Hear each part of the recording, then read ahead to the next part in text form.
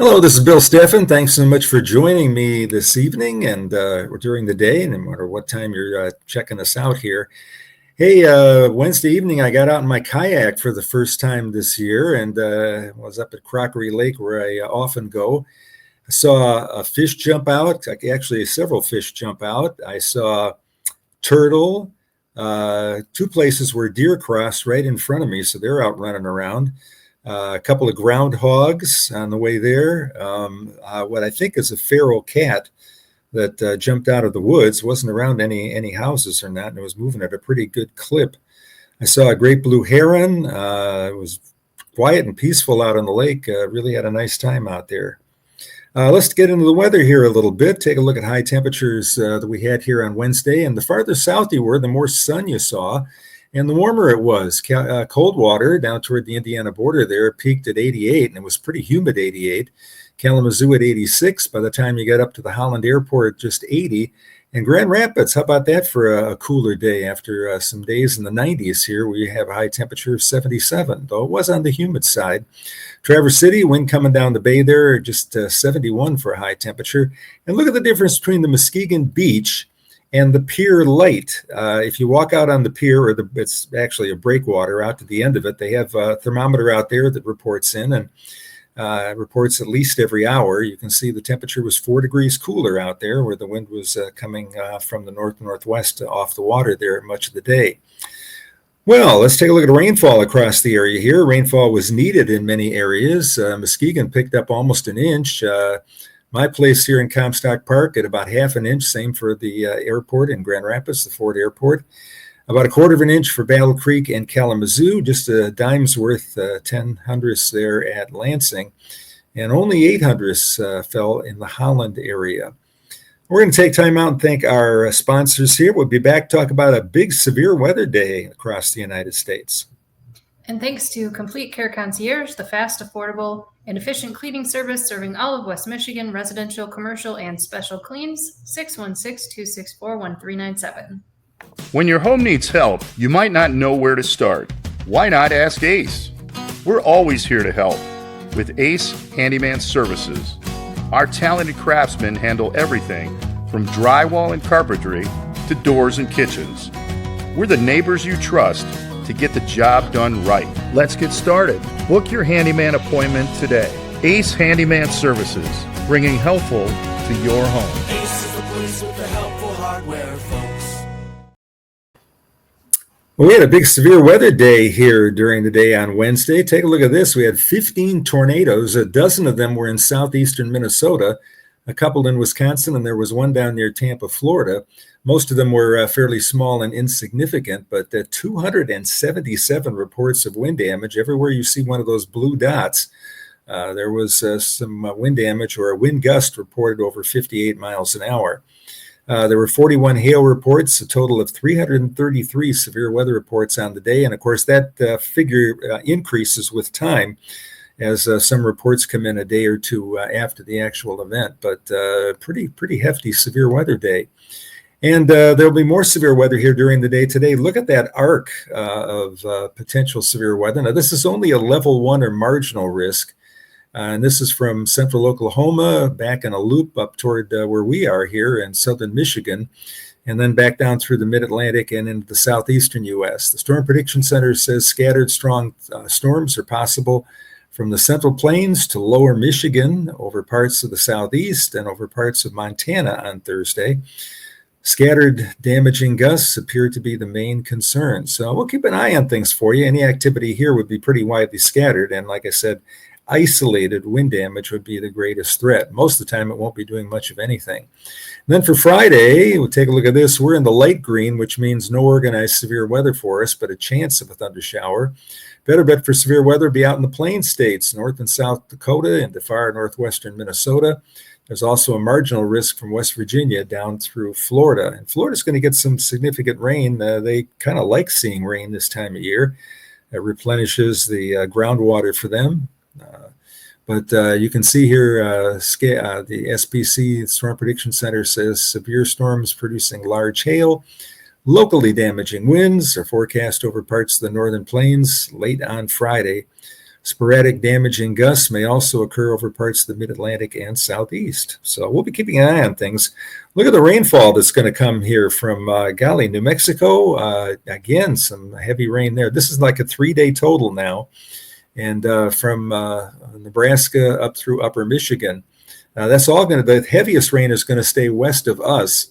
If we take a look at the Michigan map, you'll be able to see that rainfall totals here are going to be a little bit less.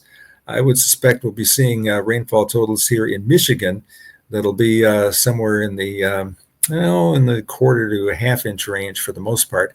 And if we can take a look at that, we'll be able to show you zoomed into Michigan here where we're at.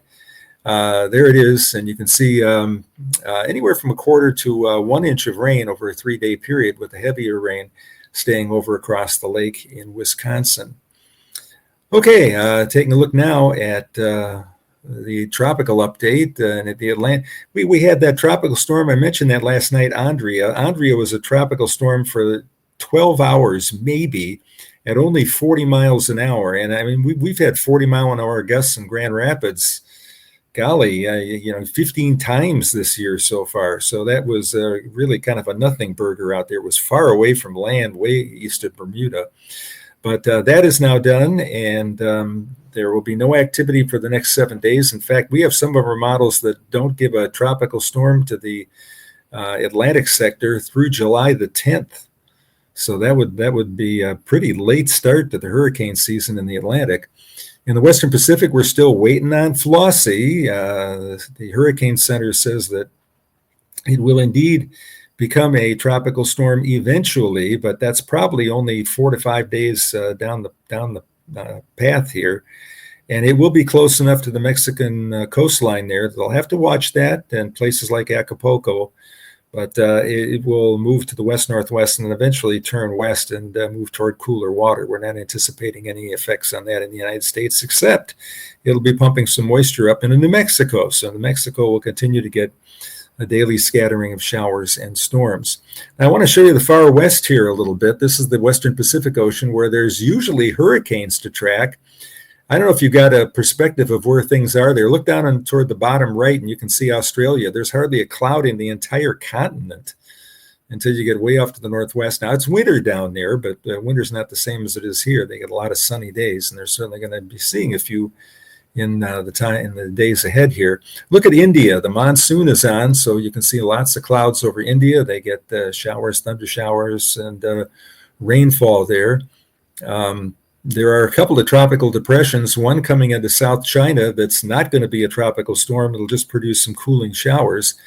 And I don't know how to pronounce that one, CPAT or SAPAT, scooting by, giving a couple of showers to Tokyo, and nothing out of any, nothing of any concern there.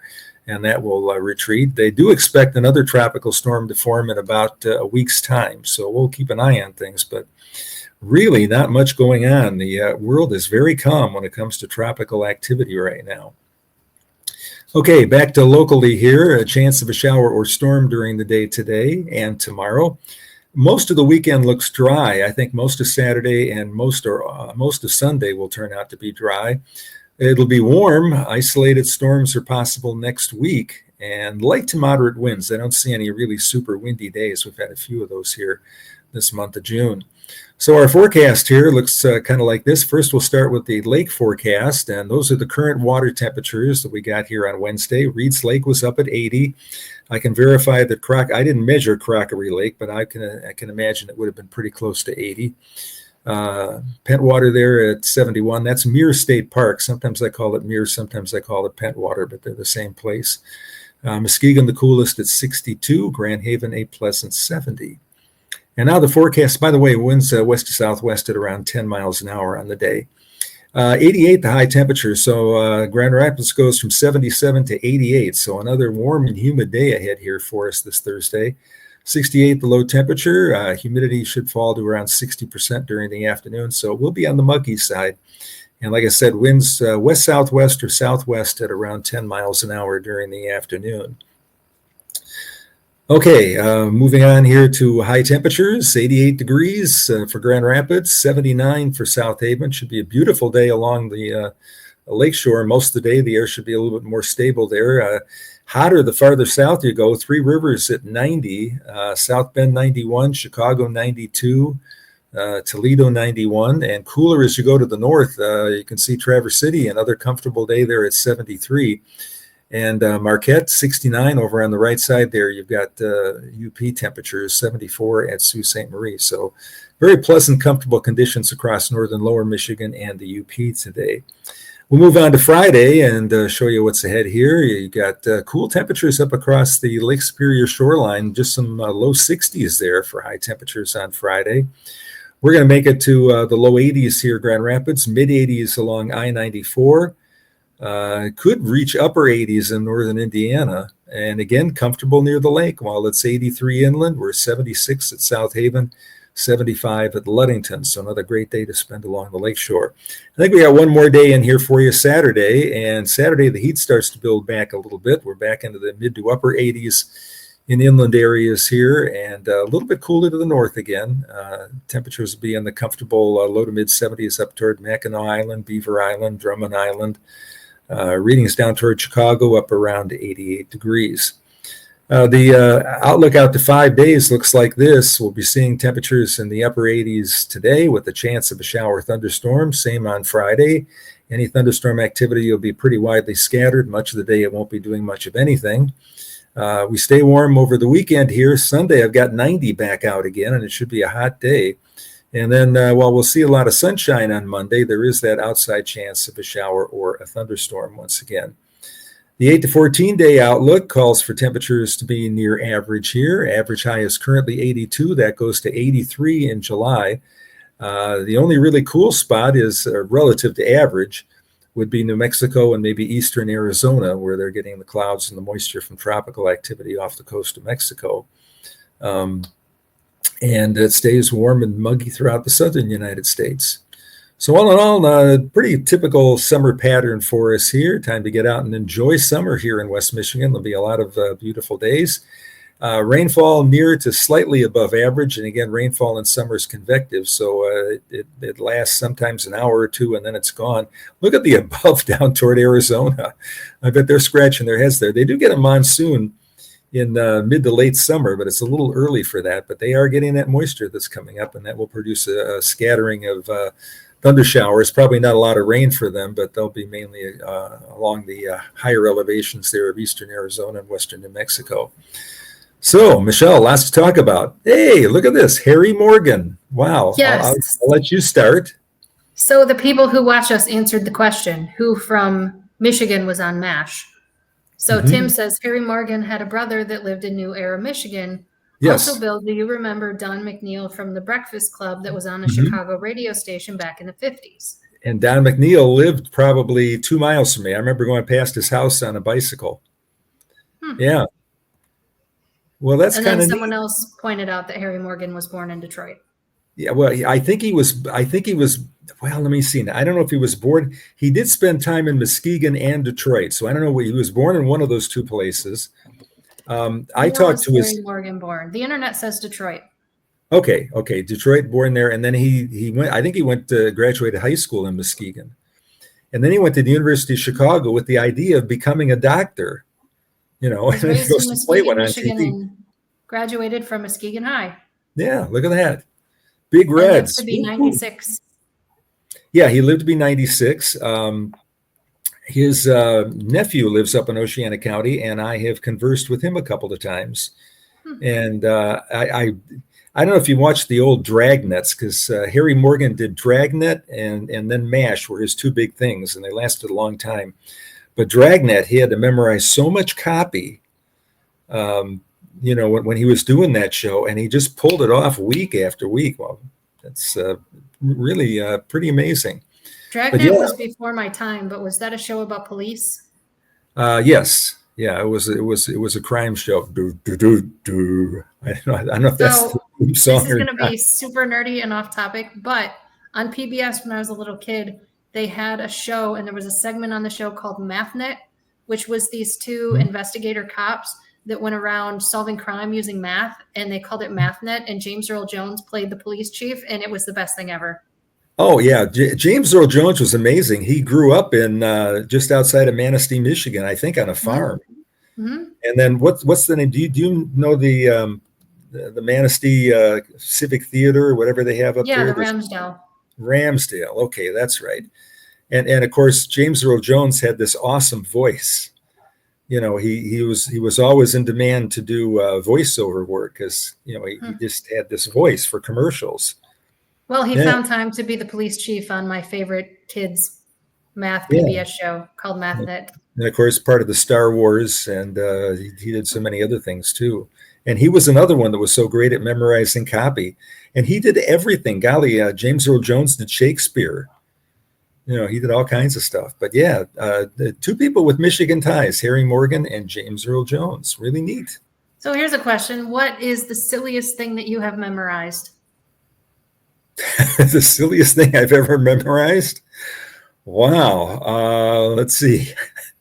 It wasn't silly, but I memorized everything that I had to do as an altar boy back at St. Joseph's Church, and managed to do that. And the silliest thing I ever memorized.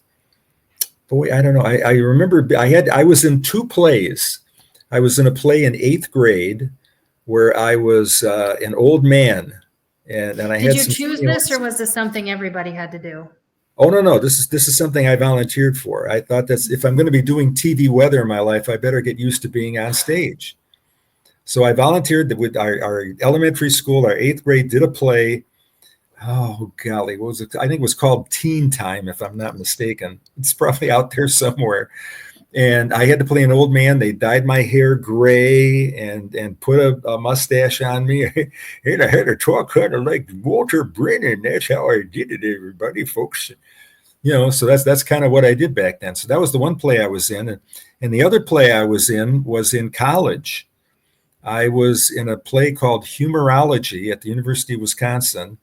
And for my part, I had to wear tights, and they were half black on one side and half white on the other side. And I had to start a song all by myself by going, and I'm like, I know I'm going to blow it, but I did it. I pulled it off. There were 2,000 people in 4 performances of 2,000 each. So one day you just woke up and said, I think I'll go try out for a play. Our fraternity did it.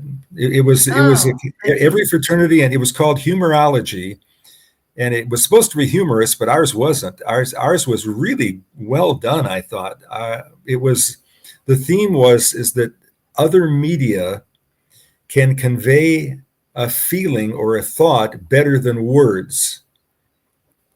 So there was somebody trying to explain that their grandmother, this is we each fraternity sorority combination. It was a way to meet girls, is what it was, and I did.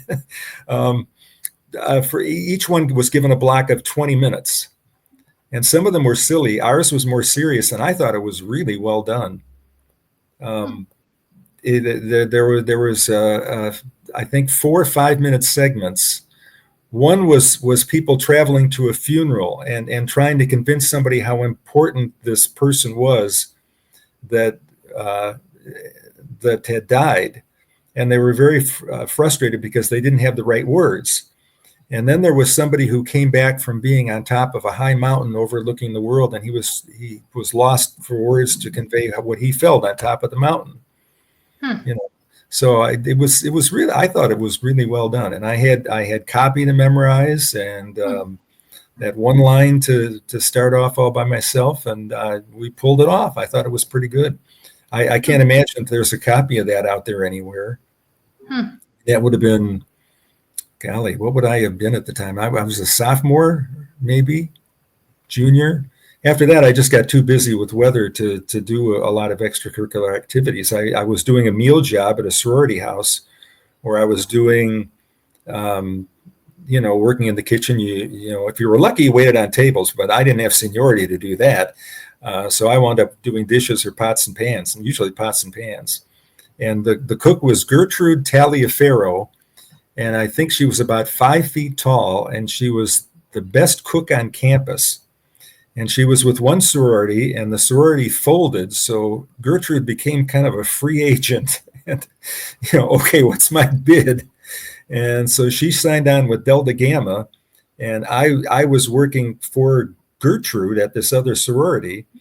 And when that sorority folded, Gertrude asked me if I wanted to come with her because I was a good worker. And I was really good at doing pots and pans. I had my plastic gloves that I wore, and I had the pumice block that I used to clean the grill. I really did a good job with that. And I got lunch and dinner for working there in the kitchen. Yeah, it was kind of neat. And then I would go down to the college club for a while. Had a breakfast for 45 cents. You could get 2 eggs, a piece of toast, and a cup of coffee in the morning for 45 cents. So I would usually do that and take a book down to read. Well, let's see. I have my Hillsdale College student number memorized. So, that might be important someday. When I was in 7th grade, I was in a production of Annie at the Grand Rapids Civic Theater, and I still know every step to the "You're Never Fully Dressed Without a Smile" dance. And that was really a great. I mean, Civic Theater does some really. I mean, they're really at a high level for a community theater. And then one of the Blue Lake tours, we sang a piece that was the writing of Thomas Jefferson put to music. It was called "The Testament of Freedom," and so much of Thomas Jefferson quotes are still rolling around in my head because of that. I was 13. And it's all still in there. Well, you're good at memorizing, which is a good thing for a lawyer to know how to do. Okay, so here's a story. 1883, something crazy happened on the Grand River. There was super heavy rain, and a bunch of logs got loose from where they were being stored on the river and created this big, massive log jam. Wow. So the logs that were harvested were floated down the river, sorted at enclosures, and then transferred to where they were going to be processed and made into things. Heavy rain over several days made the Grand River flood, caused a 47-mile jam with enough logs to circle the entire earth. When I read the first 2 words there, Grand Jam, I thought it was some kind of a rock concert or something like that. Doesn't it sound like that should be a 5K? Yeah. Electric Theater or something like that. Yes. And logs were floated down the river, sorted at the booms, and then transported to the sawmills and made into so many. We need to have a road race. Like the pumpkin race where you run with the pumpkin, we need to have one where you run with a giant piece of lumber and call it the Grand Jam. Don't the Scots do that? Probably. They have this pillar that they throw. Yeah, interesting. So it started on June 26, 1883, when loggers first noticed that the river was rising, and at the time, lumberjacks made what is $104 today to do the dangerous hard work that they did. Oh yeah, and they would run out there and I mean, if you fell through the logs, there was a chance you wouldn't be able to find your way back up. So yeah, that was dangerous work. 4.52 per day in today's dollars. That wasn't much. They had to work very, very hard to contain all of the logs because it would have been devastating to the economy to lose them, not to mention blocking off navigation. And it was a whole thing. Remember, we did something where we talked about the phrase "a day late and a dollar short." Didn't that have something to do with the lumber industry? You had to give them $1 for your processing fee or something like that. Day late and a dollar short for somebody that's late for an event or something like that. Interesting.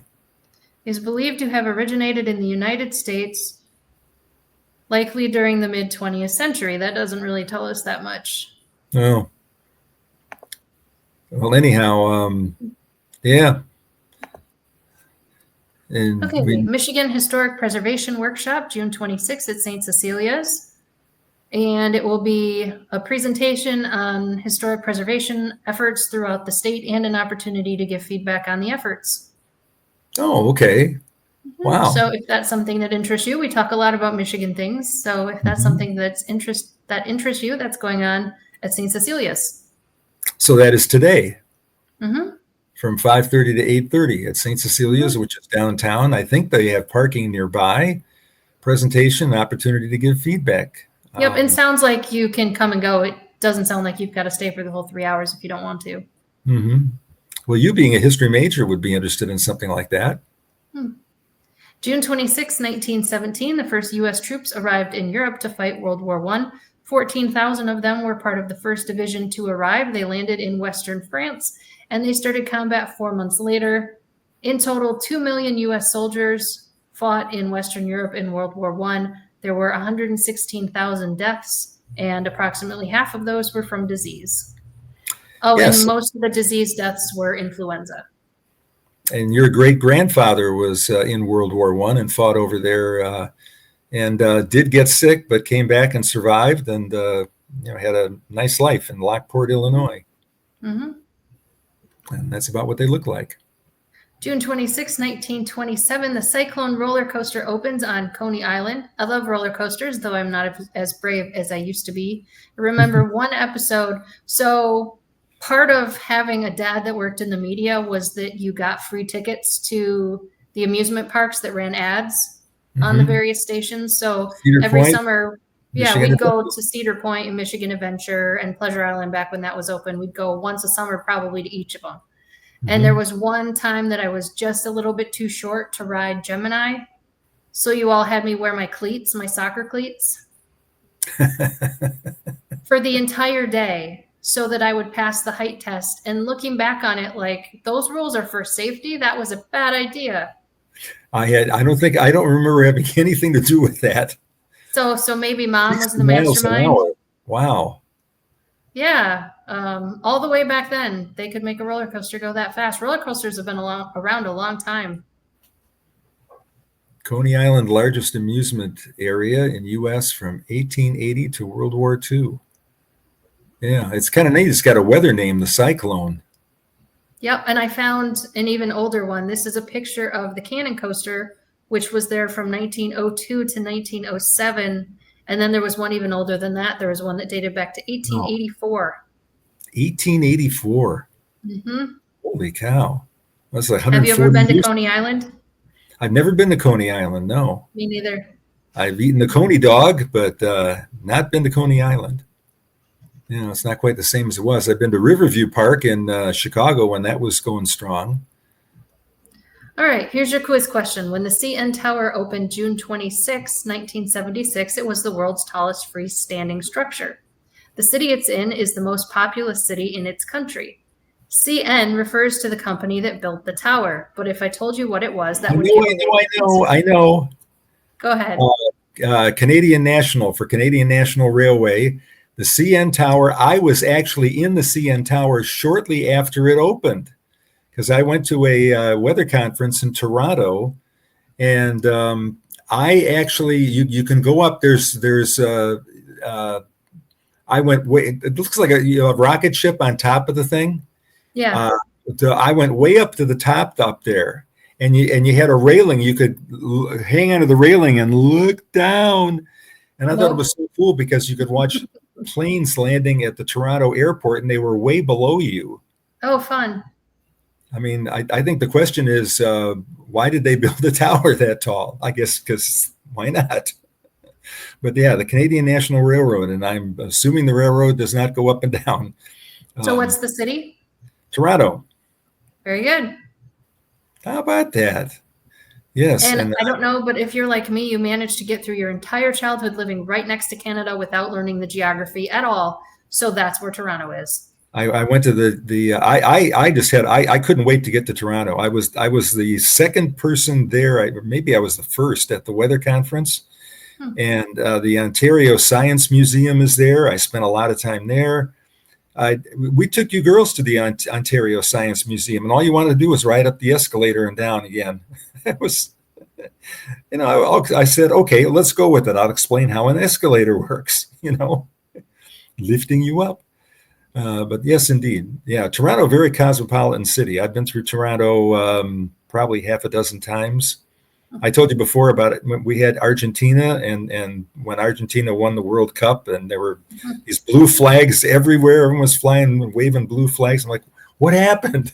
Did Canada get conquered? And no, it was just that Argentina, and everybody from Argentina was out celebrating. June 26th is Flag Day in this country. The country is famous for the story of Dracula. Its capital is Bucharest. Nicolae Ceausescu was the head of state until the government collapsed, and he was overthrown in revolution in 1989. My first thought was Transylvania. That's what Dracula is from.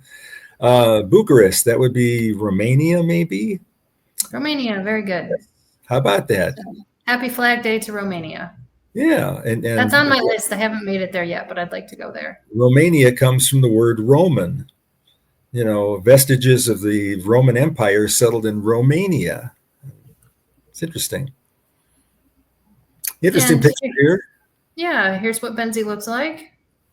Yes, a nice hold in the clouds there, and you can see that blue sky. I remarked before about the fact that despite the hot, humid conditions here, our air has not gotten really full of smog and like it did when I was a kid. We've really cleaned things up with catalytic converters and not so much steel coming out of Gary, Indiana, I guess would be a factor, but